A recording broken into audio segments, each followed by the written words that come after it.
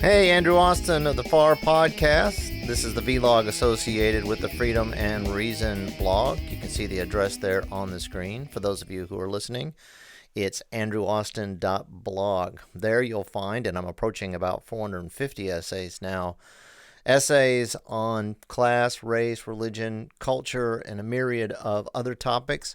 I want to invite you to visit, subscribe, comment, also subscribe to the podcast or vlog that you're listening to right now. This episode is about the myth of white culture, so it continues with a theme that I've been pursuing over the last few podcasts and certainly over the last several of my blogs. This is Richard Thompson Ford. Ford is the author of The Race Card, How Bluffing About Bias Makes Race Relations Worse. He tells his audience in an op-ed for CNN, "There is no white culture." That's the title of the essay. Pretty provocative, but obvious as far as I'm concerned. I've written about Ford before. You can see my essays, Race and Democracy, Race-Based Discrimination as a Model for Social Justice. I appreciate his work very much. Students in my Law and Society class are familiar with Ford's work. I'm excited to see his work appearing in CNN, particularly given that CNN is so biased in one direction. It's nice to have Ford come in and try to bring some objectivity and, broaden the view of CNN viewers who are rather consumed, as I see it with CNN viewers that I know, are rather consumed with a particular narrative of the world. The matter about which Ford organizes his essay is an exhibit at the Smithsonian National Museum of African American History and Culture in Washington. It's titled Aspects and Assumptions of Whiteness and White Culture in the United States. You can see it here. It's a little blurry. I've blown it up so that you can see it, but you're still not going to really be able to read it. It's either too small, or if you blow it up too much, it gets too blurry. But anyway, that's fine because I'm going to go through it and not going to read it to you. But essentially, that's what I'll do. I'm going to go through it pretty much point by point. I will note that in that gray area right under where you see the American flag, there's a little gray area. And what it says, and this is the chart introducing the subject, white dominant culture or whiteness refers to the ways white people and their traditions, attitudes, and ways of life have been normalized over time and are now considered standard practice in the United States. And since white people still hold most of the institutional power in America, we have all internalized some aspect of white culture, including people of color. So I hope you heard that part, right? When you look at the chart, I hope you will see that the people of color are said to have internalized aspects of white culture. And to me, it's pretty clear what this means. It's white cultural notions identified in the chart are not intrinsic to black culture. Right, but they're an alien external thing that's wormed its way into the heads of black people, colonized their minds, colonized their life worlds, to use the jargon. So you have these supposed ideational patterns, which are the products of history and ideology. They're hypostatized in the abstraction of racial type. So they become racialized. So you have these cultural elements in Western civilization, and they become racialized. They're white. And then this assumes that black people wouldn't normally have any of those elements that you find in Western society. They have a different culture. And so their life worlds, their minds have been colonized by this white ideology. You can ask yourself, can one know in the tangle of hundreds of years of shared life which ideas belong to which race? Well, there's people who feel pretty confident about that. They believe they can disentangle that weave. Should we concern ourselves with which ideas advance the collective interest of people, of their personal development, that maybe allow for them to achieve self-actualization? Might we find among the items that the Smithsonian has identified, might we find a common uh, culture for everybody? Or is this, are we going to agree that with this chart that these are the elements of white culture? Do black people agree that these are the elements of white culture? That these are not elements of that could be identified with black culture. The other interesting thing about this opening paragraph is this line: since white people still hold most of the institutional power in America. It is true in South Africa, for instance, you had a minority of whites that were in control of society. So there you would have minority rule, and that would be unusual. You'd say it's pretty unusual that white people should hold most of the institutional power in South Africa, an African country, given that the majority is black. But in a country with somewhere between 67 to 73 or so percent, depending on whether you count Hispanics, white Hispanics in that. So if you count white Hispanics, you're getting up to 3/4 of the population. It wouldn't be unusual to find that they are in institutional power. Since they're the overwhelming majority in the population, that means you're going to find more white people in administrative positions, and in positions of power and privilege, and as in corporate executives, etc. That's expected. You're going to see more whites. You would want to know why. Like if you looked at the military and you found that it was disproportionately non-white, you'd want to ask the question, well, this is interesting. How did this develop? So they're taking something that's ordinary occurrence, and they're blowing it up into an issue. It's sort of like when people say, only a small percentage of whites attend all black schools, which I brought up in a previous podcast. Right. Given how many whites there are in society, that would be unusual. There's only about 13% of the population that's black, and 3/4%, as I pointed out, are white, and that's including Hispanics, white Hispanics. So they're already framing it in a way so that it's antagonistic on the question of race. They're injecting a sense of power and domination, and they're making the ordinary look extraordinary or problematic, as the postmodernists would like to, how they like that term. It's problematic, and So I include this chart on my blog, Freedom and Reason, so you can read it for yourself, because I realize that it's not very clear here. But I want to walk through it here. Rugged individualism is, and you can make that out barely on the screen. Rugged individualism, which sees the individual, the person, as the primary unit of history. So there's two ways that you can look at the world, right? You can look at the world, and you can recognize that they're groups, but you can put a group as the primary unit in history, or you can put the individual as primary unit in history. And Western civilization puts the individual forward.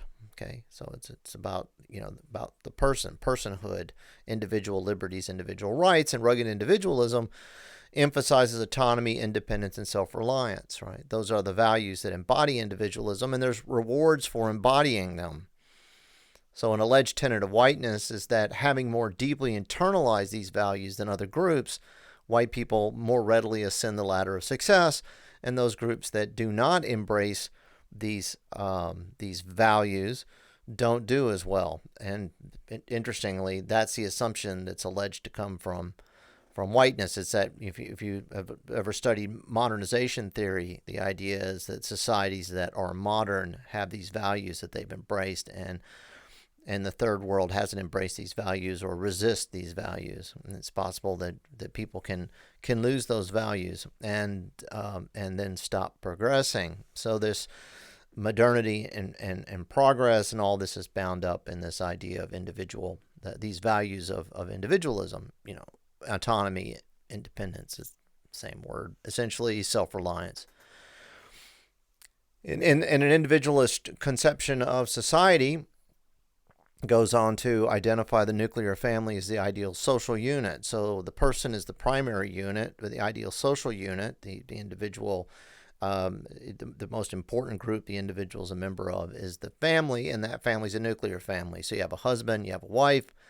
It doesn't necessarily have to be patriarchal, but they have that in there. You have a small number of children. The ideal is not to have very large. This is the white Anglo-Saxon Protestant ideal is what they're getting at here. The children have their own rooms. They're expected to be independent minded. They're responsible for their actions. They're supposed to be self-starting and so forth. This is the anti. So this is, since this is whiteness, it's considered to be a racist worldview, and then over against that is the anti-racist worldview. So in opposition to whiteness. And in the anti-racist worldview, white culture makes a fetish of the scientific method. So that's a feature of white culture. By this we mean objective, rational, linear thinking. A cause and effect relationship is supposed. There's things happen. I want to say things happen for a reason, because that sounds almost theological. Some scientists are pretty hardcore about this, and they'll tell you we're not so concerned with why questions, but how questions. But to the extent that you would say a reason is as an explanation, causal explanation for something, then things happen for a reason. There's a focus on quantitative operations, right? So when William Wilbanks in his The Myth of a Racist Criminal Justice System showed by all the empirical studies, this was in 1987, that the idea of a racist criminal justice system is indeed a myth, Corey Ray Mann countered that, well, right, because it's over relying on the quantitative data. If you look at it qualitatively, if you look at it subjectively, you'll find that racism still exists. Why? Well, because that's the lived experience. People believe that racism exists, and so therefore it does. Scientific thinking is held by its practitioners to be universal, right? It's objective and universal, and so one should be able to find the same thing. Any person looking at it objectively should find the same thing pretty much everywhere.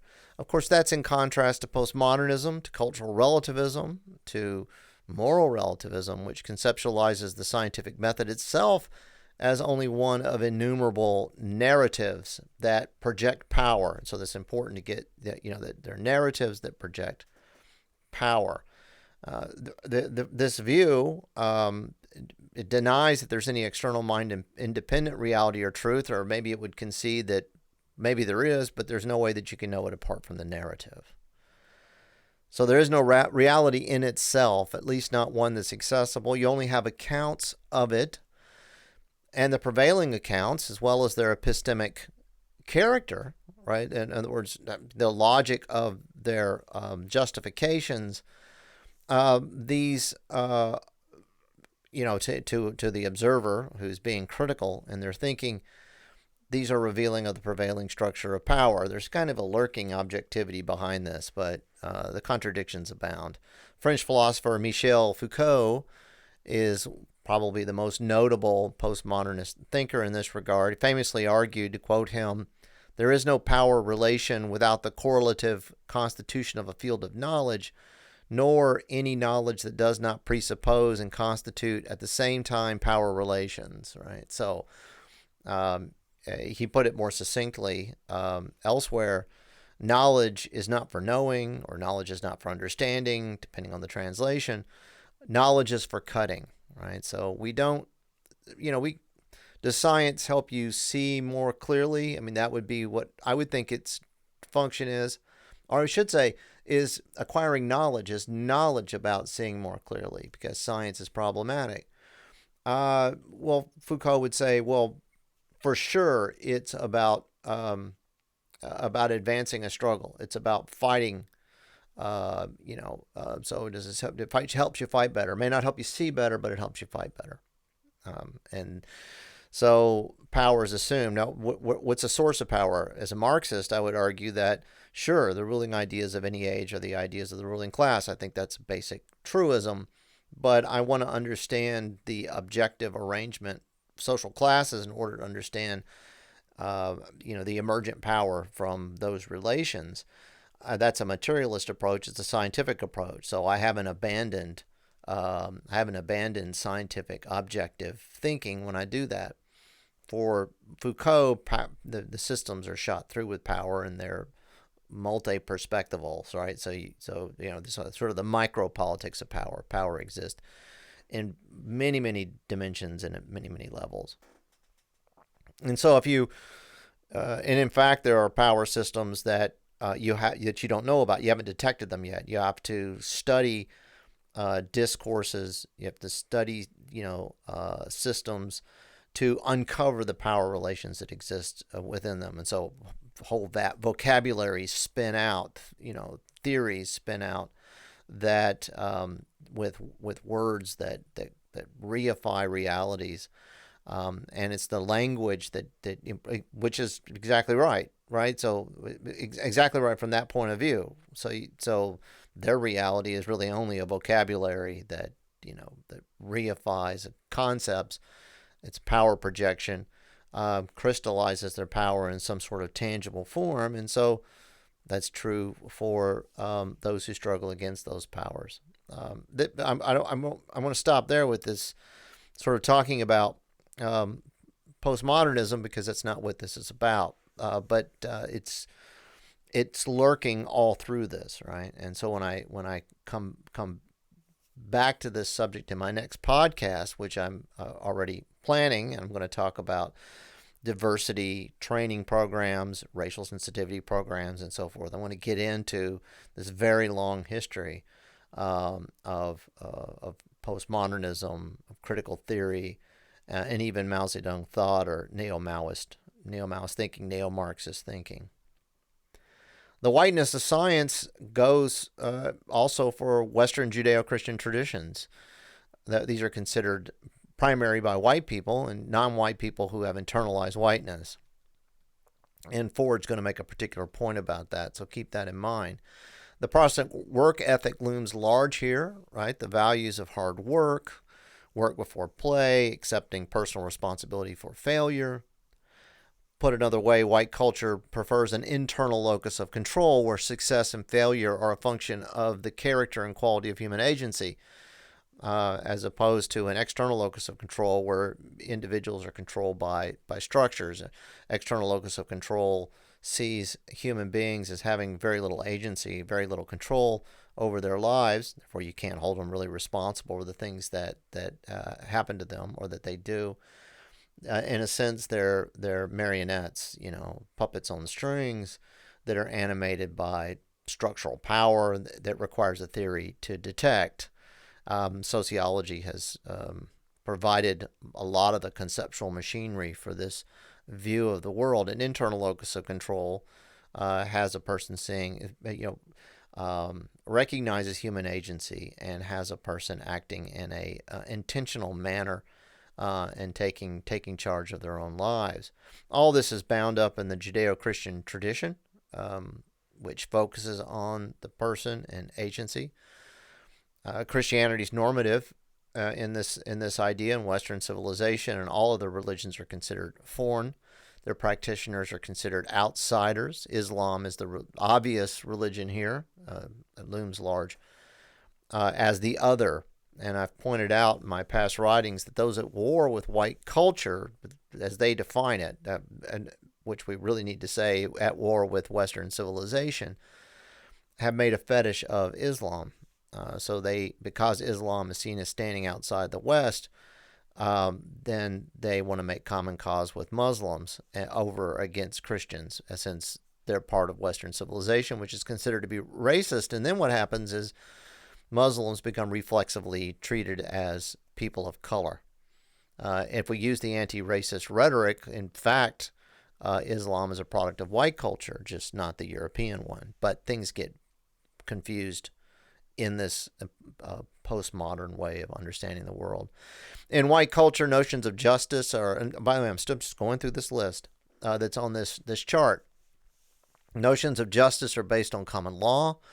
The logic of the law is pragmatically discovered through dispute resolution. That's typically between individuals and small groups. Culpability is shaped by attribution of intentionality. So it's a very common law is an exercise in pragmatism. Now, not all European societies are common law to the extent that you know English society, in the United States, which is largely English in character in terms of its understanding of the fundamentals of the law. One sees this throughout the Commonwealth, the British Commonwealth, because Great Britain, because the United States, which is currently the world hegemon, and the last one prior to that was Great Britain, that's had a great influence around the world. So there are common law countries, and but common law influences countries that are not.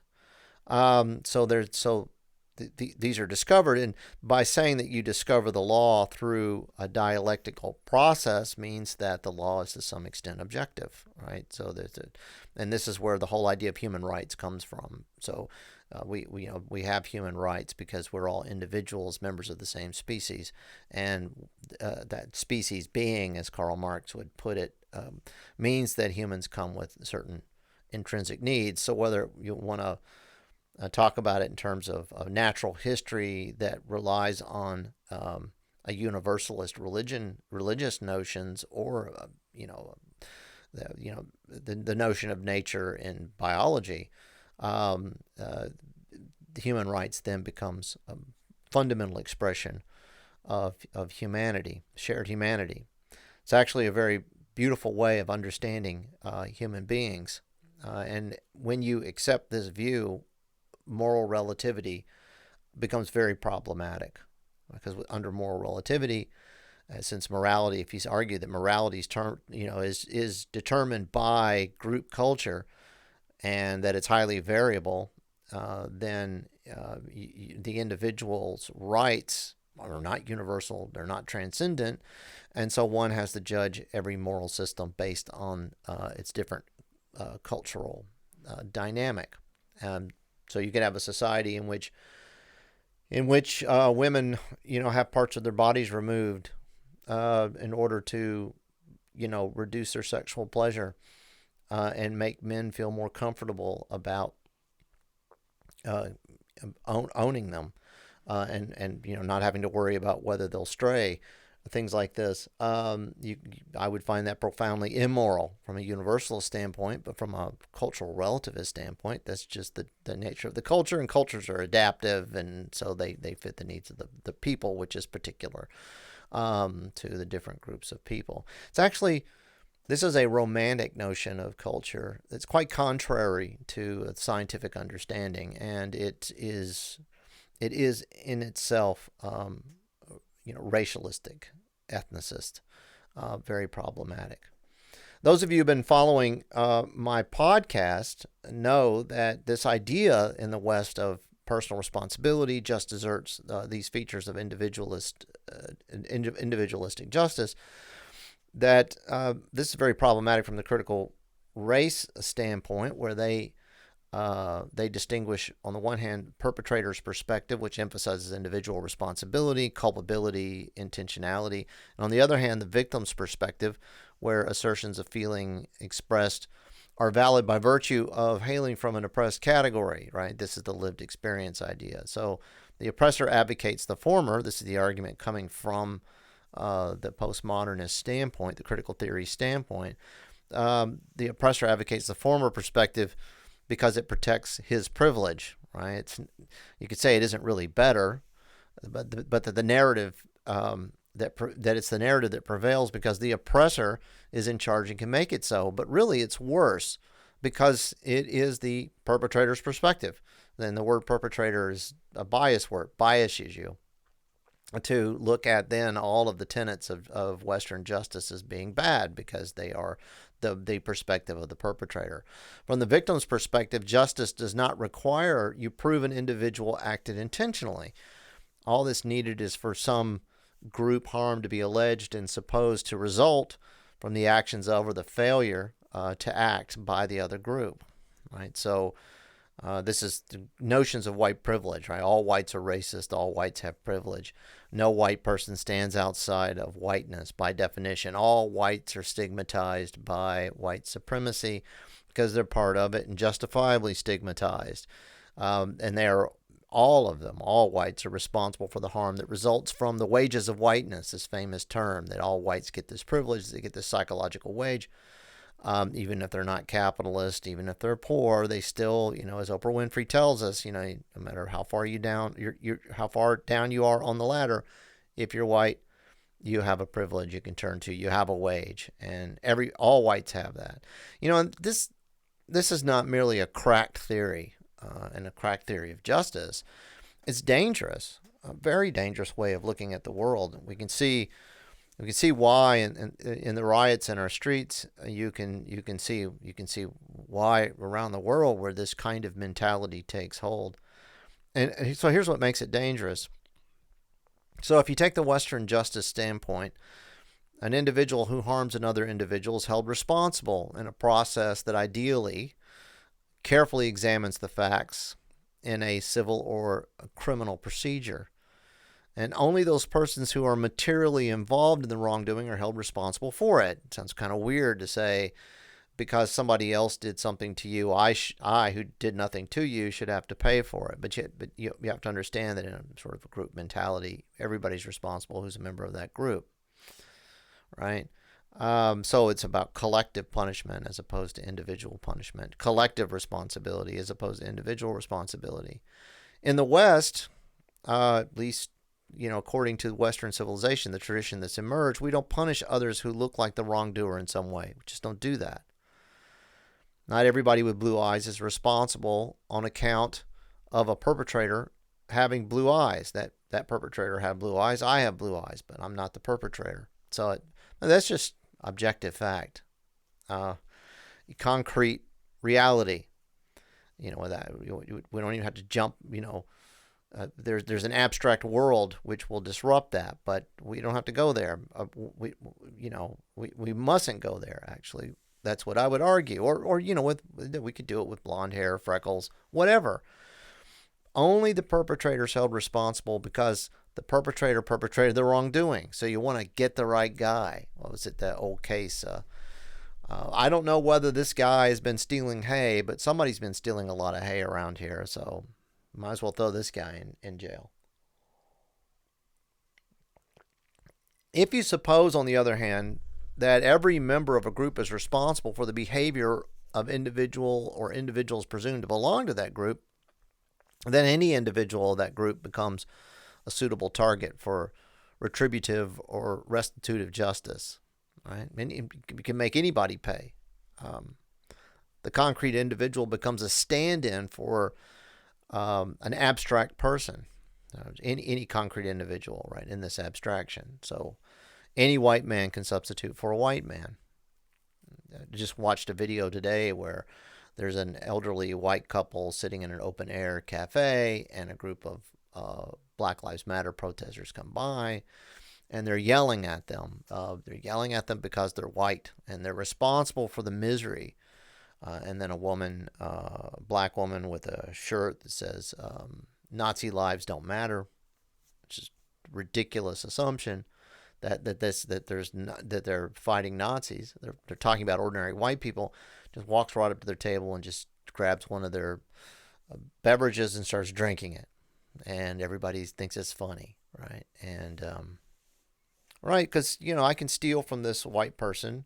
Not that this white person ever did anything to me, but because they're white, and because in my worldview, whites are responsible for my misery, and I believe that I'm miserable, then any white person can suffer my wrath, and that's a moral thing to do. And drinking somebody's drink is an act on a range of acts that go all the way up to burning down their house or beating them to death. So all that is left in this worldview, in the group worldview, and this has been much of human history, is targeting an individual on the basis of race, or on the basis of tribe, if you look at the Plains Indians, for instance, in North America, it was brutal. You did not regard the individual members of another tribe as being humans worthy of the dignity that you would give members of your own tribe. Just raid, wipe them out. That's the way things work. So that's what, and you can do it on the basis of religion, you can do it on the basis of ethnicity, and so forth. We have a word for that. It's called racism. That's what that is. So the victim's perspective that the critical race theorists advance and argue that this should be a new sense of justice is racism. It judges people, concrete individuals, on the basis of their race. And this also goes for gender. People get judged on the basis of their gender. You know how this is. This is where the left is today. And it's very different from a reckoning along social class lines, because social class is an objective structure. It's an objective arrangement of productive positions where you have people who are producing value and people who are expropriating value and people who are managing people who are producing the value for those who expropriate the value of labor. And so one has an objective location in the position in the arrangements, in this position relative to the means of production. That's an objective thing. Here we're talking about an arbitrary thing: skin color, hair texture, eye color, etc. So it's a fundamentally different category of organization. There are other features noted in the chart: competition, mastering nature. White culture is action-oriented. The majority rules, with the caveat that only when whites have power that this counts. By the way, and that caveat fails to acknowledge white minority rule. And I mentioned South Africa, also Rhodesia. And after othering Arabs, Israel, they don't other Jews as well. Now there's this movement to other Jews. You probably have seen this meme about Jesus, and that white Christians worship a person of color.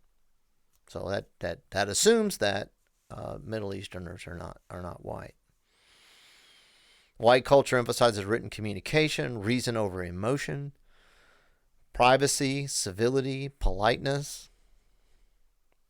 The chart identifies Western civilizational values of respecting authority, property, space, and I just described to you what happened in that open-air restaurant. It's a violation of all these things.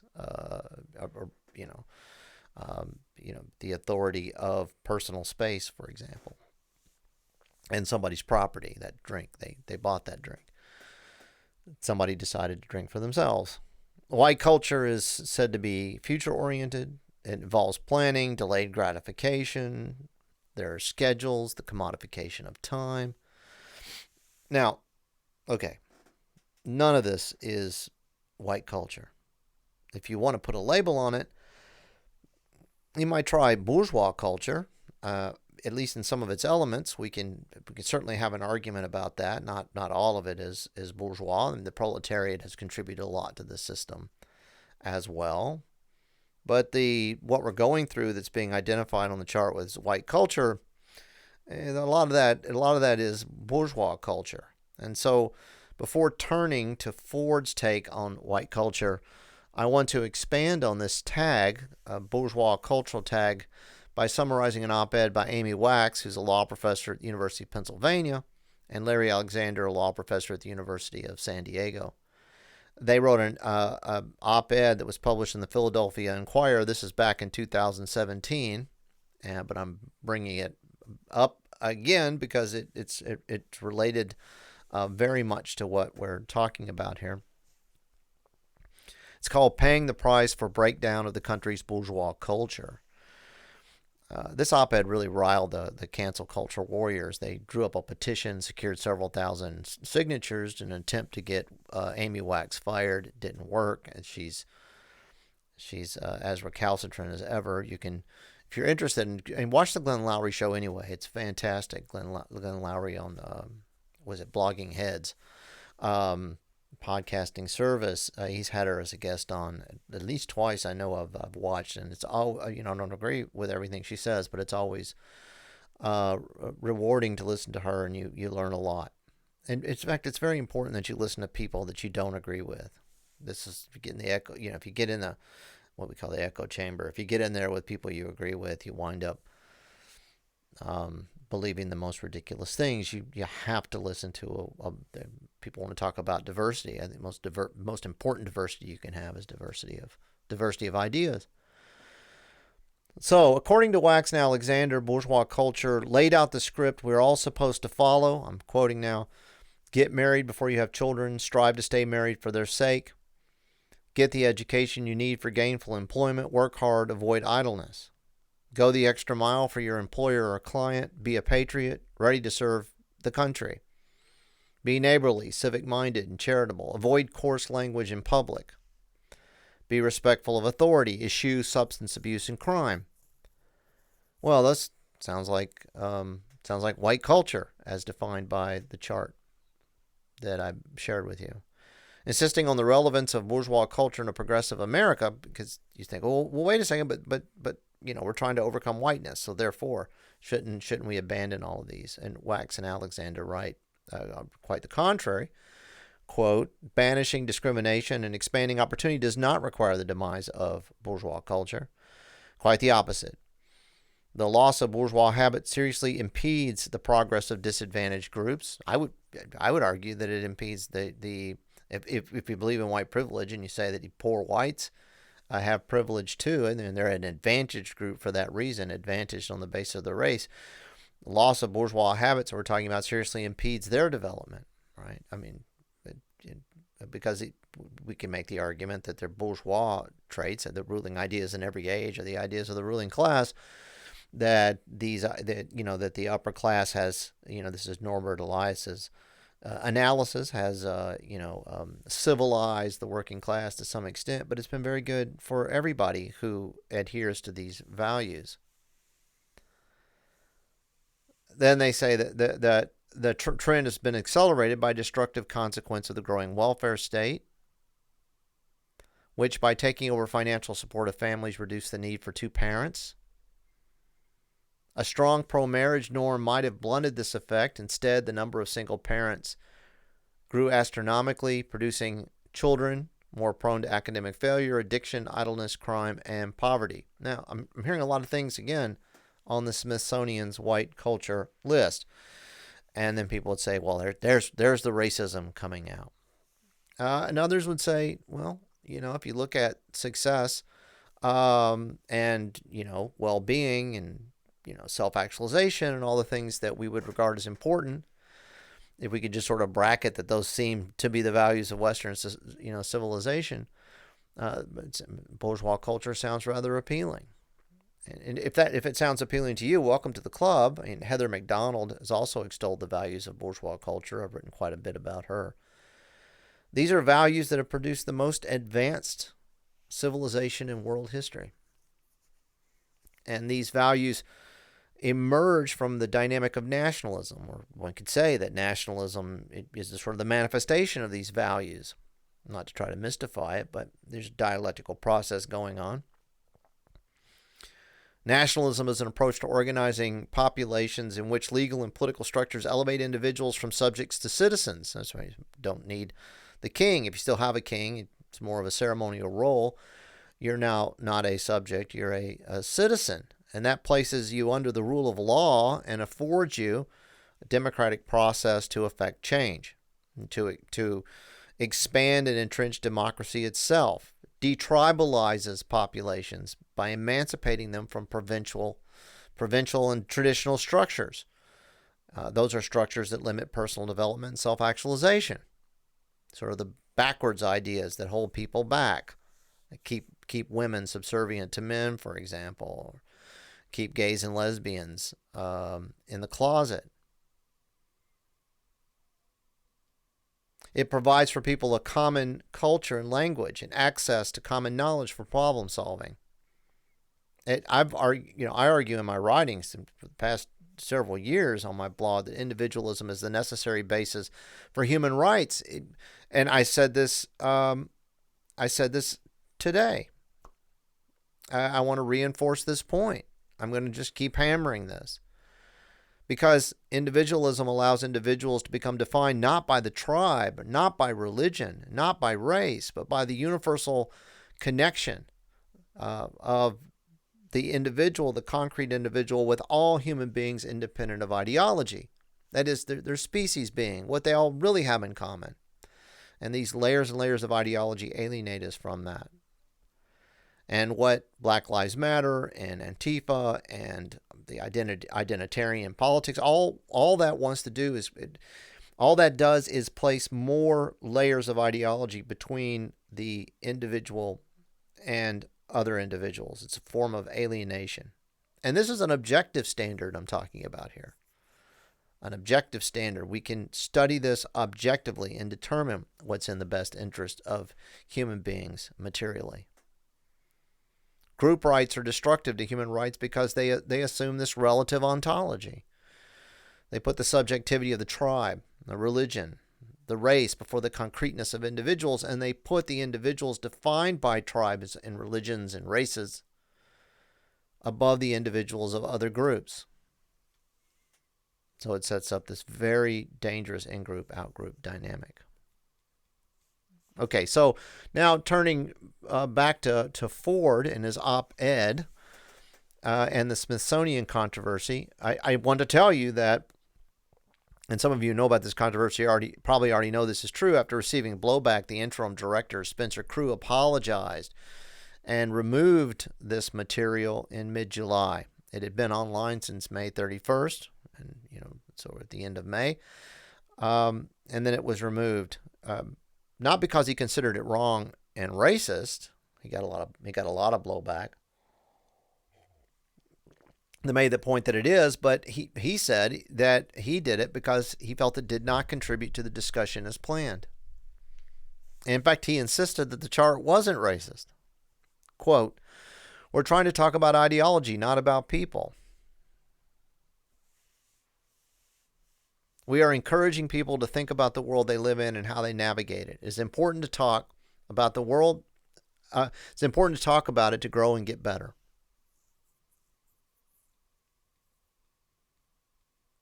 Well, Ford argues that the notion that there is a white culture with these features, quote, "ignores the contributions and achievements of generations of industrious and self-sufficient black scientists, philosophers, and writers, to say nothing of black Protestants who made an ethic of nonviolence a guiding feature of their lives." Now when I hear this, I start to think, Martin Luther King and nonviolence was a guiding feature of his life. Was what allowed the civil rights movement to gain a powerful moral authority, and which led to the abolition of Jim Crow segregation. Now, it's illegal. Discrimination is illegal in the United States of America. It's been that way for more than half a century. But people look at Martin Luther King and say, no, he was for nonviolence, whatever. That's insufficient. In fact, black leaders who think like King become a problem. So there's rejection. You can delegitimize Martin Luther King by saying that he internalized the ethic of nonviolence that one finds in white Protestantism. In fact, Ford contends that, quoting him, "it's an insult to suggest that King internalized his faith or his ethic of nonviolence because a white power structure imposed them on him." He points out that white culture, in fact, reflects the ideas, experiences, sensibilities, and perspectives of people of all races, especially African Americans, whose contribution to American culture are as widespread and profound as those of the stereotypical Mayflower pilgrims. He identifies a paradox in the white culture narrative. A defining feature of white supremacy has been to take credit for the labor and accomplishments of other races, whether that labor involved physical toil extracted without wages or intellectual and cultural work copied without attribution.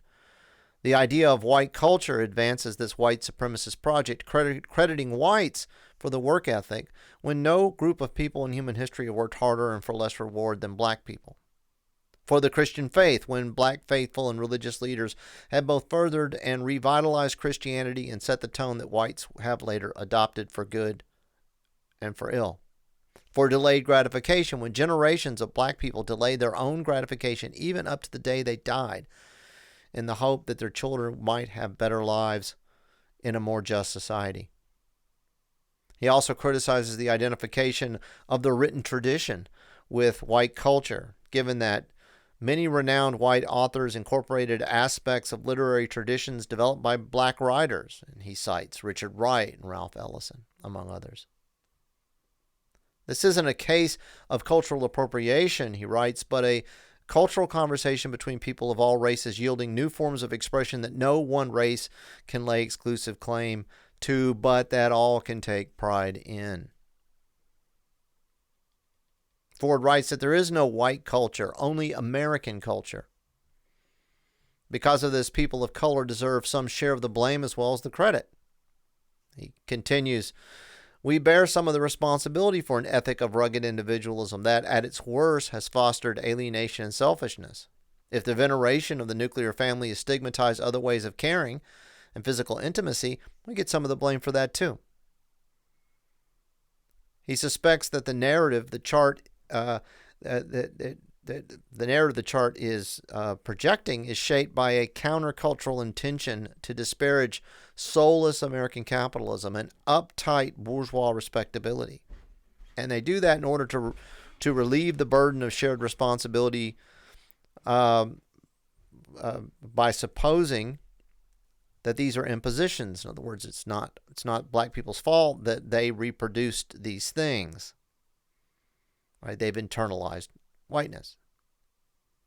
But he says that but denying black responsibility in these things also denies black accomplishment. It's insulting and dehumanizing. Because there is no white culture, only American culture, people of color deserve their share of the blame as well as the credit. That's what it means to be a vital part of a culture and a civilization.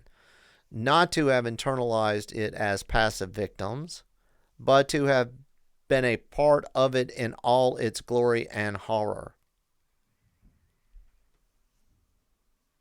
And I apologize for quoting these passages, going on at length, but if you haven't seen this article, this op-ed, track it down and check it out. But I'm going to keep going through it because this is very powerful. The idea of white culture, indeed the idea that any set of cultural practices belong to any race, ignores or repudiates the defining development of the modern world.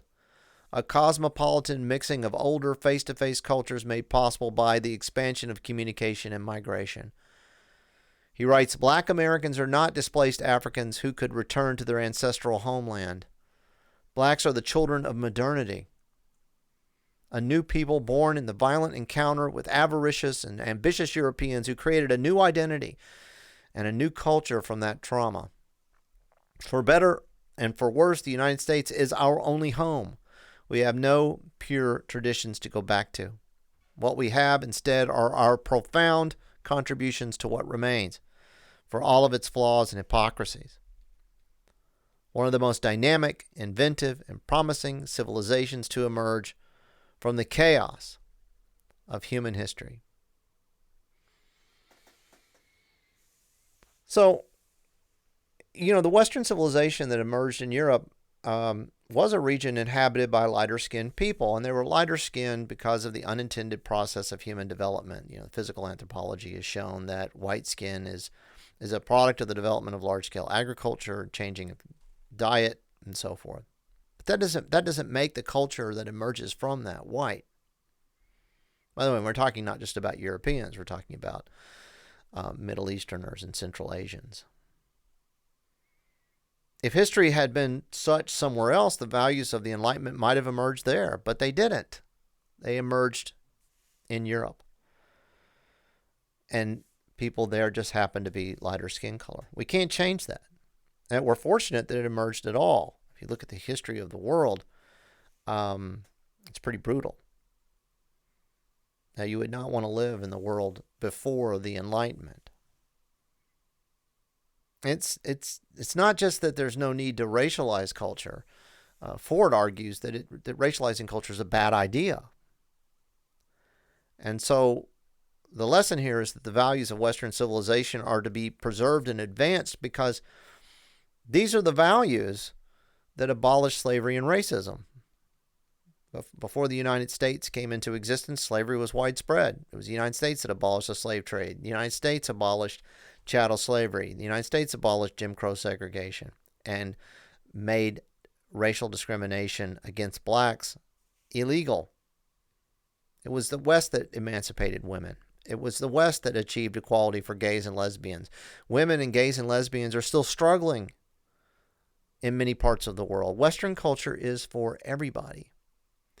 And it's tragic in light of that we see a counter movement prevailing that's racializing the West in order to delegitimize it on this basis by promoting a hatred and loathing of white people and making all the good that the West has done for the world problematic on that basis by saying that it is white culture. This is the central problem with Black Lives Matter and its sister counter movement, Antifa. These are both variations on a synthesis of critical theory, postmodernism, Mao Zedong thought. And I'm going to go into that in much greater detail in my next podcast. This sentiment is anti-West and sees in rhetoric equating the West with whiteness, an ideology promoted by intellectuals in the humanities and social sciences and progressives in corporations and government. They see in this an opportunity to bring down modernity with third worldist and tribalist sensibilities. It is regressive. It's taking us backwards. Make sure to catch my next podcast. It's coming very soon. I'll follow up on this essay by telling you where this Smithsonian exhibit on whiteness came from. So you'll want to learn about that. I'm going to show you how it represents the basis of diversity, racial training, and talk to you a bit about what we can do to resist these regressive forces in our society. Until then, have a great rest of the day. This has been the FAR Podcast with Andrew Austin.